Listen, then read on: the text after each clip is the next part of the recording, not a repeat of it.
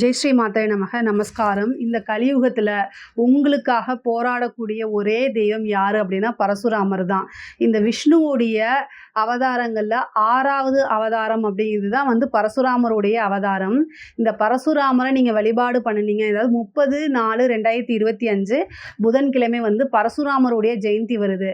இந்த பரசுராமர் ஜெயந்தி அன்னைக்கு பரசுராமரை ஆத்மார்த்தமாக வணங்குனீங்க அப்படின்னா உங்களுக்கு எந்த வித பிரச்சனைகள் வந்தாலும் சரி, அதை ஆப்போசிட்ல இருந்து எதிர்க்கக்கூடியது ஒரு அரசியல் தலைவராக இருக்கலாம், சொசைட்டியில் மிகப்பெரிய ஆட்களாக இருக்கலாம். ஆனால் பரசுராமரை வழிபாடு பண்ணிங்கன்னா எவ்வளோ பெரிய ஆளாக இருந்தாலும் உங்கள் பக்கத்தில் பரசுராமர் கண்டிப்பாக இருப்பார். ஈஸியாக நீங்கள் ஜெயிக்க முடியும். கலியுகத்தில் பயங்கரமான பிரச்சனைகள் நடக்குது. நம் கண் முன்னாடியே அநியாயமும் அக்கிரமும் நடக்குது. ஆனால் அதை எதிர்த்து நம்ம துணிச்சலோட போராட முடியல. இந்த பரசுராமரை வணங்குனீங்க அப்படின்னா மனசில் நல்ல தைரியமும் துணிச்சலும் வரும்.